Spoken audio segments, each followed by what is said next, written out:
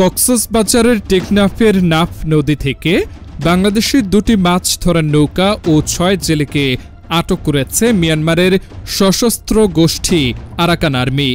Myanmar ভিত্তিক গণমাধ্যম Arakan update news এর এক প্রতিবেদনের বরাতে শুক্রবার ৫ই ডিসেম্বর এ তথ্য জানা গেছে। প্রতিবেদনে বলা হয়, ৩রা ডিসেম্বর বুধবার আরাকান আঞ্চলিক জলসীমায় অবৈধভাবে প্রবেশ ও অনুমতি ছাড়া মাছ ধরার অভিযোগে পৃথক অভিযানে Arakan coastal security force ASCSF নৌকা দুটি আটক করে। আরাকান আর্মির এ সামুদ্রিক নিরাপত্তা ইউনিট জানিয়েছে, বিদ্যমান সামুদ্রিক ও আঞ্চলিক নিরাপত্তা আইন অনুযায়ী তাদের বিরুদ্ধে কঠোর ব্যবস্থা নেওয়া হবে।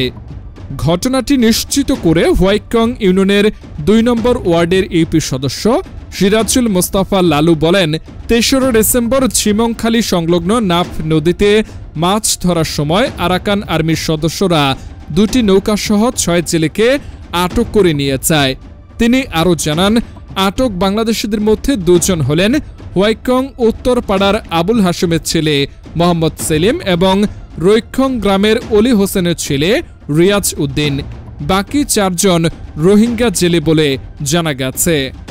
আরাকান আর্মির হাতে বাংলাদেশিদের আটক হওয়া প্রসঙ্গে পররাষ্ট্র উপদেষ্টা বলেন, আরাকান আর্মির সঙ্গে আমাদের দ্বিপক্ষীয় আলোচনা সম্ভব নয়। তারা নন স্টেট অ্যাক্টর। আমরা রাষ্ট্র হিসেবে মিয়ানমারের কর্তৃপক্ষ, থাইল্যান্ড বা ভারতের সঙ্গে আলোচনা করতে পারি, কিন্তু তাদের সঙ্গে নয়। তবে আমাদের স্বার্থ জড়িত থাকায় আমরা বিষয়টি গুরুত্ব দিয়ে দেখছি। এ ধরনের ঘটনা যাতে আর না ঘটে সেজন্য প্রয়োজনীয় পদক্ষেপ নেওয়া হচ্ছে।